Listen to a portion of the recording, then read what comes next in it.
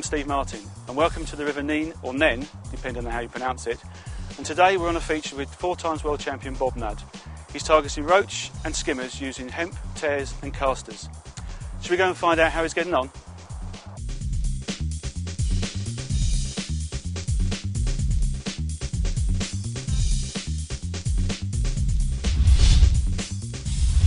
So how's it going then, Bob?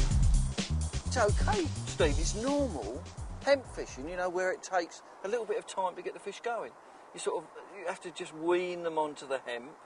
It's taken 2 or 3 hours to get them there, but there's some lovely roach there now. So any decent sized fish then, Bob? Yeah, some good fish, Steve. Sort of up to 6 ounce, so proper roach. But I thought I was going to catch with hemp on the hook. I'm feeding hemp, but tears seem to be much better. You know, a bigger bait. But I'm having to do a lot with the bait, sort of holding it as it's running through, trying to look for fish on the drop, and then when it gets to the bottom, there's a little bit of flow, so just hanging on to it, and then they're taking it. Then it's difficult, but really enjoyable fishing. Do you know what I mean? Yeah, I've been watching you for the last couple of hours, and there's a fish. Oh. How can Bob Nudd miss a bite? I don't know. Yeah. It just so buried then, didn't it? That's what's been happening. Odd times. You get that with hemp though, because the fish are. It's a bait. They say that it's sort of like a drug to fish, but it isn't.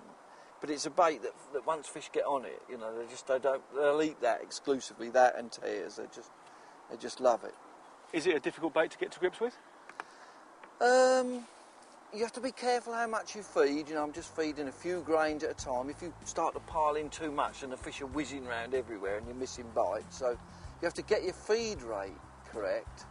And exactly, you'll find that what I like about it, even in flowing water, it almost goes straight down. Whereas you sometimes never know where maggots are finishing up, do you, in deep water? But it sort of goes fairly well straight down, and it's one of those baits that catch you really quality roach at times. Hemp and tears, without a doubt, is one of the best baits for big roach.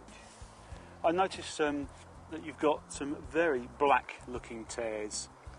Yeah. They're fantastic.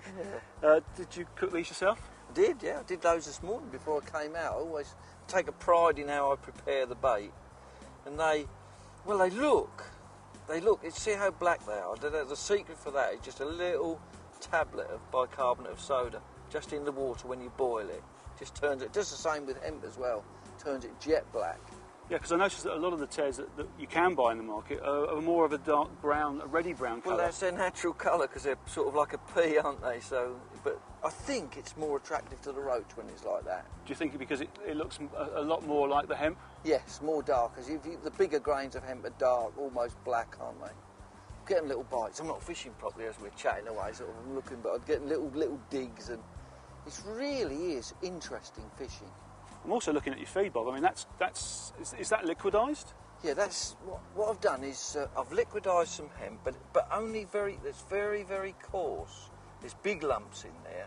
That's just because you know I said hemp's a slow starting bait. That sometimes sparks your swim off.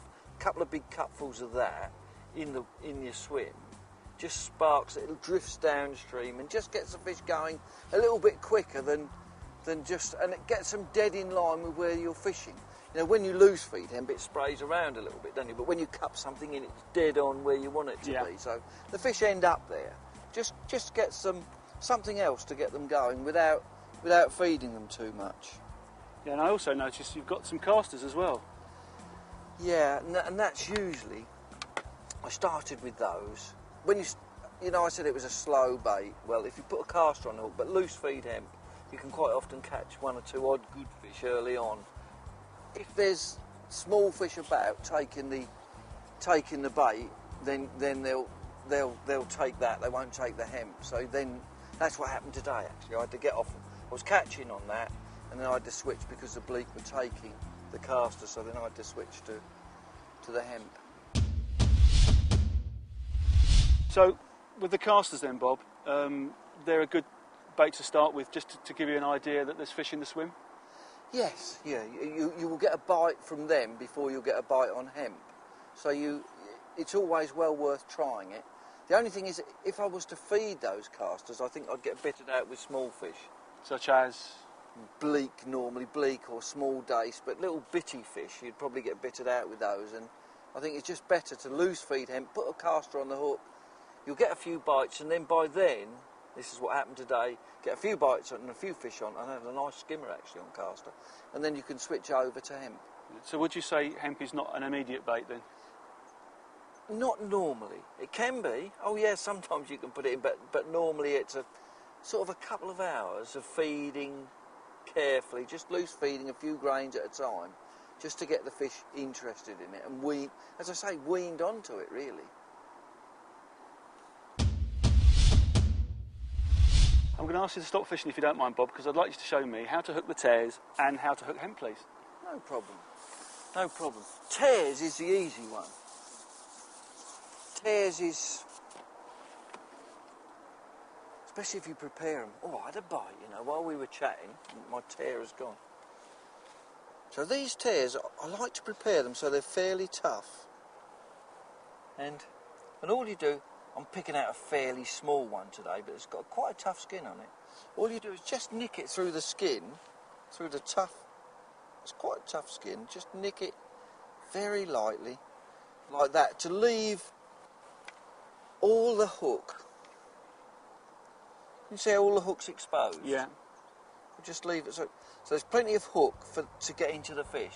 And that's quite robust then? Oh yeah, yeah. I can miss a bite on that, still come out and go straight back in again, as long as it's not been in the fish's mouth. And so normally that's the best way. Don't bury the hook, because it's quite tough, quite hard item. But because it's tough, fairly tough, usually means you get big fish on it, big quality roach. That's why tears is so good. And hemp's quite easy. I say quite easy. It's probably not as simple.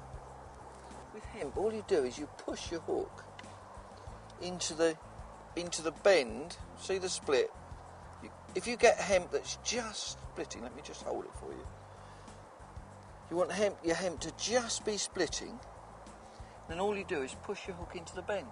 Simple as that. So really, the only thing that's holding that hook in is the white piece of the hemp and a little bit of tension that there is under that just partly split hemp. You can't do it with when hemp's really split open. Yeah. That doesn't work. It's got to be really nice, only just open. Let me try and show you one sort of.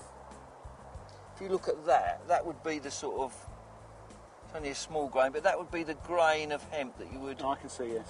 Just a little tiny slit. There'd still be some pressure on that hemp, on the hinge piece of the hemp, so you could push the hook into it. And do you prepare your own hemp, or do you use the product out of the tin? I use both. For putting on the hook, you need to prepare your own.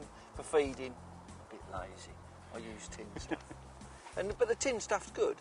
In fact, it's quite often cooked better. Cooked much better than you can do it, But it usually split a bit too much. Lovely for feeding, but not so good for putting on the hook. In amongst that, I cooked that myself this morning. There's lots of these grains. There's another one I'll show you, which are that's a perfect one. Just splitting. See that? That is absolutely perfect for hooking. I can see, yes. Just splitting, but enough tension on that hinge to push your hook in and hold it in place while you're catching.